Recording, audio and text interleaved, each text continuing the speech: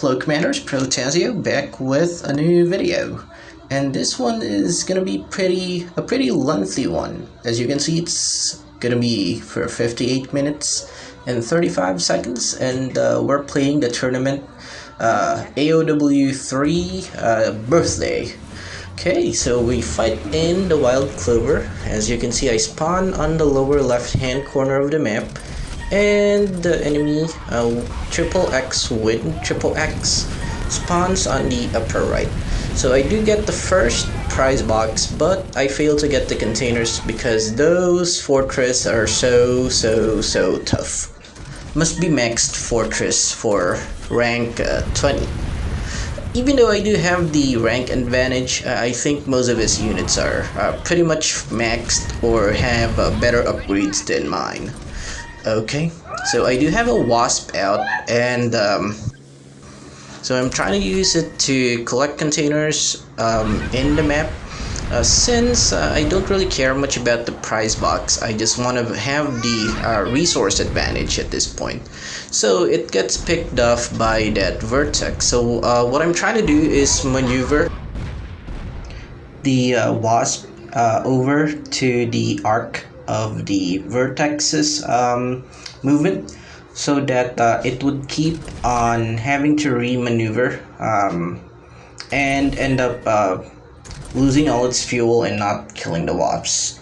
So the wasp did survive that, and I continued to collect containers here and there, not really caring if the enemy would get more containers. That's okay.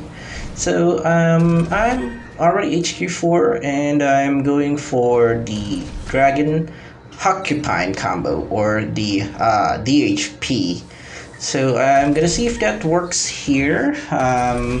Okay, container here and there, still trying to get more and more resource advantage. Okay, so Hawks come in, goes for the airfield, but there's already an anti-air tower here and there. Okay, I do lose one Hawk, but I'll end up getting this vertex too.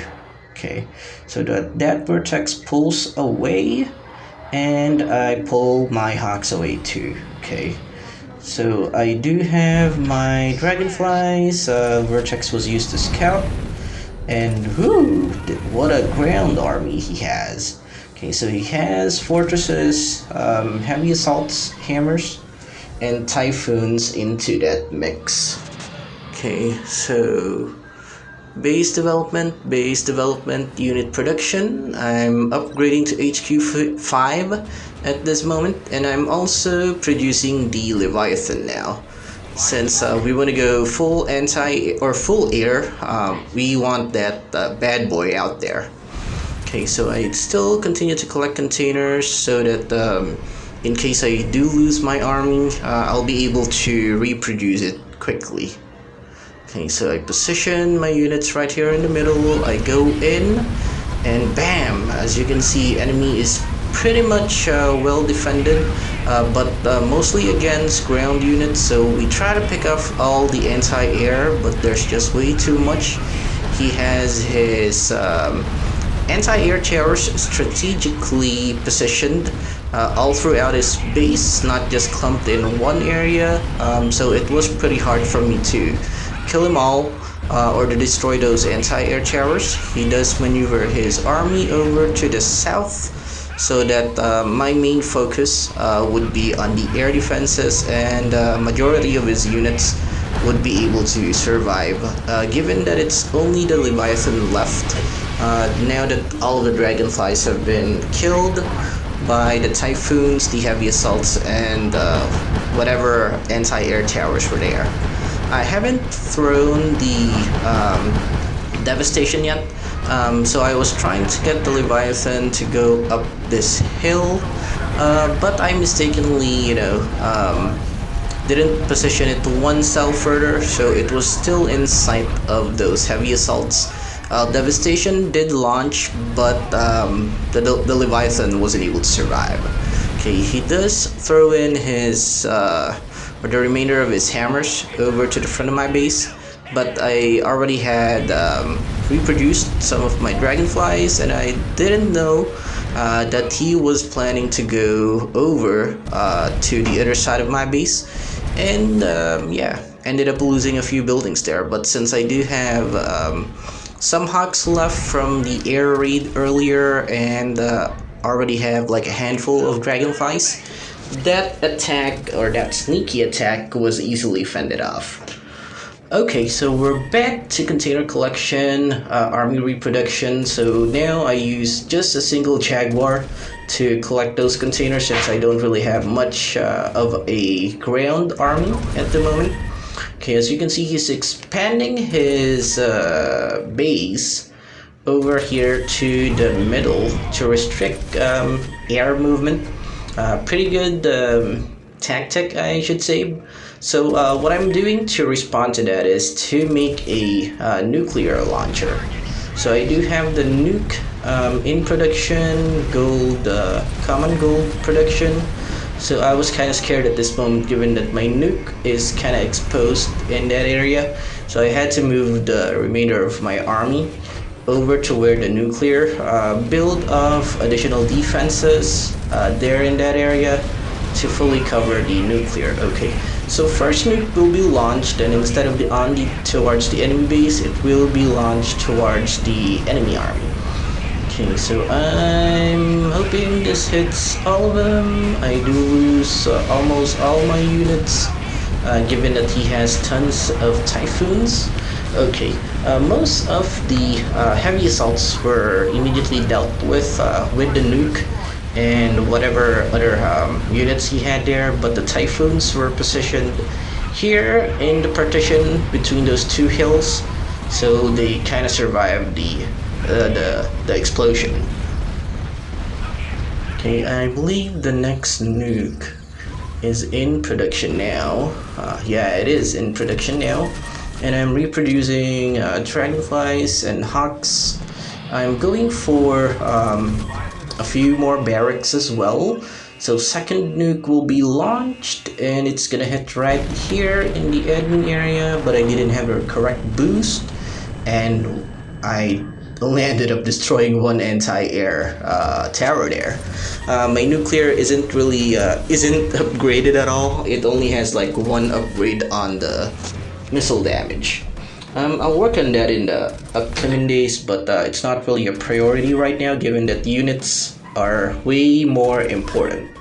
Okay, so I'm pretty much well defended in that area, and same with the enemy.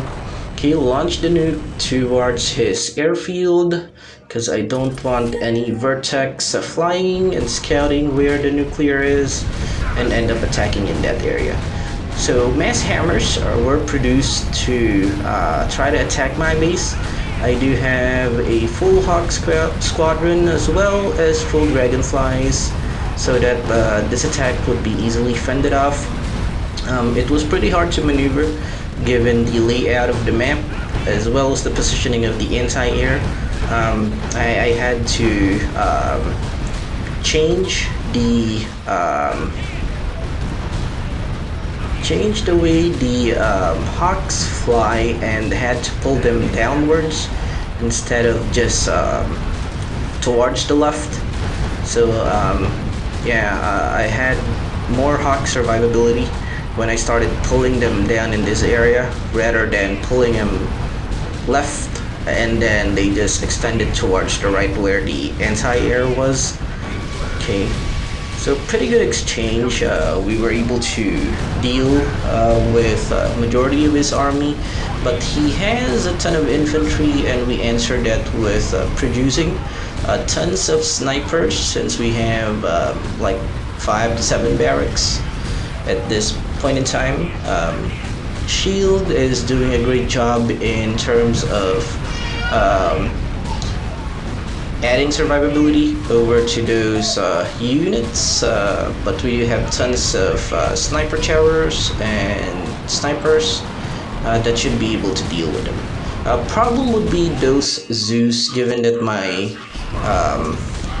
hawks were being thinned down, as well as losing tons of units. Okay, third nuke was launched. Don't know if that was a third or fourth. this time towards the factories, but as expected, they still survived. But that should put like a little hesitation on enemy, but none is showing right now. We're still trying to survive and defend this attack. Given that I launched a few nuclears in succession, my resources weren't that great, or my economy wasn't that great, so I wasn't able to produce tons of units. I am keeping up at the moment, but as you can see, whoever lets off from the unit production or uses the wrong units would lose this match. Okay, so unit spam is still continuing for our enemy, and we are flying the remainder of our Hawks downward so that the anti-air doesn't reach him. We focus on those Zeus first, given that there's only like one Typhoon at the moment, and we do have a few Dragonflies that are queued up who will tank the damage later on. Okay, so we continue our production of snipers and grenadiers are being added to the mix right now in order to deal with those Zeus. Okay, so we do see like a slowdown on the enemy production. So we're seeing lesser and lesser Zeus and lesser Typhoons. Okay, so we start adding Jaguars into the mix, given that our Grenadiers are finding it hard to quickly deal with the Zeus. So I try to rebuild my defenses, the barracks, and yeah, try to kill off some scouts over here with the Hawks. Okay, we want that area secured, given that containers would likely spawn over there. So we want to get those containers instead. Okay, as we can see, enemy was able to recuperate his army and will be soon marching forward to my base again. So luckily this isn't really an open map, given that we're both taking advantage of the choke point over here. So nuclear missile is being launched again, this time in the same spot where I initially launched it. So I was able to take out like a few buildings here. So we're trying to take down his ability to reproduce his army by taking out those admin buildings.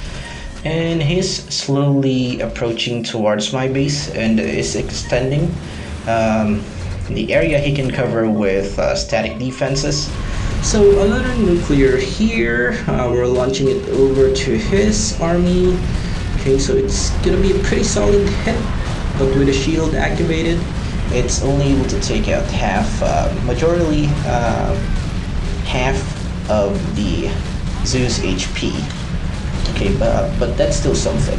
So that's gonna aid me in defending this attack. So we do have Chameleon added now along with Mammoths. So we do have the comfort of range behind the frontline units, which are the Grenadiers and the Jaguars. We do lose them really quick due to the number of Zeus and the splash damage that those Zeus has. That's really strong. So enemy does have a bunker down here in the south, but we're gonna be taking that bunker out in a bit. So we just needed to deal with those Zeus first with our newly produced Hawks. Okay, so bunker was taken out. So enemy is pulling back and placing his Typhoons in front, but I do have snipers who's gonna deal with them. Okay, a little bit of back and forth here and there. Enemy pulls back, I push in, and enemy pushes to my army. Okay, Chameleon Fog is activated. We can see the Leviathan again. Gonna launch the nuke over to that anti-air. Leviathan takes a good beating, so it's gonna be pulled away.